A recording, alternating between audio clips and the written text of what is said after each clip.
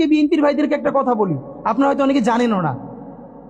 পৃথিবীতে দ্বিতীয় ইতিহাস আছে কিনা মান্না ভাই জানলে বলবেন, আমি ভাইয়ের কাছ থেকে শুনতে চাইব। জিয়াউর রহমান তো একজন সামরিক শাসক ছিলেন।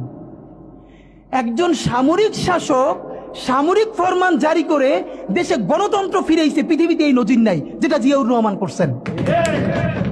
আপনারা কি জানেন এই যে জিয়াউর রহমান গণতন্ত্র ফিরাইলেন, যার মাধ্যমে আওয়ামী লীগও রাজনীতি করার সুযোগ পাইল বাকশালের পর, সেটা কিসের মধ্য দিয়ে? তখন তো সংসদ নাই, সংবিধান তো সংশোধনও করা যাইতেছিল না। কিসের মধ্য দিয়ে? জিয়াউর রহমানের সামরিক ফরমানের মধ্য দিয়ে।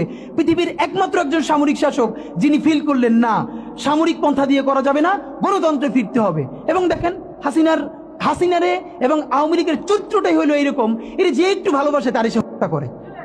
শহীদ প্রেসিডেন্ট জিয়াউর রহমান শেখ হাসিনাকে দেশে আসার অনুমতি দিছিলেন, সুযোগ দিছিলেন এবং বলছে থাক সবাই রাজনীতি করুক। আসার 1 মাসের মধ্যে জিয়াউর রহমান শহীদ হয়ে গেছে, 13 দিনের মধ্যে। এবার দেখেন এই যে আমরা এখন যারা সবাই করতেছি, সুতরাং এটা একটা বিষ। এই বিষের সাথে আমরা কিভাবে লড়াই করব? জাতীয় ঐক্যমত্য তৈরি করতে হবে। সুতরাং পলিটিক্যাল পার্টি এবং সবার প্রতি একটা কথা, প্লিজ আপনারা বিএনপিকে শতভাগ কর্নার করে দিন না। বিএনপি এই আধিপত্যবাদ বিরোধী লড়াইয়ের জন্য আমাদের একটা বড় শক্তি। এই শক্তিকে এত বেশি কর্নার করা যাবে না যাতে তারা গিয়ে আওয়ামী লীগের হাত ধরে ফেলে। তারা যদি আওয়ামী লীগের হাত ধরে ফেলে তাহলে লড়াইটা তো আমাদের জন্য আরো কঠিন হয়ে যাবে।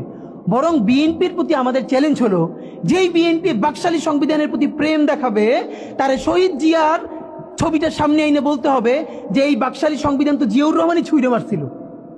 বেগম জিয়া বলেছেন এই সংবিধানকে ছুঁড়ে ফেলা হবে। এখন বেগম জিয়ার চেয়েও নতুন বিএনপি আসছে, বেশি প্রেমের বিএনপি।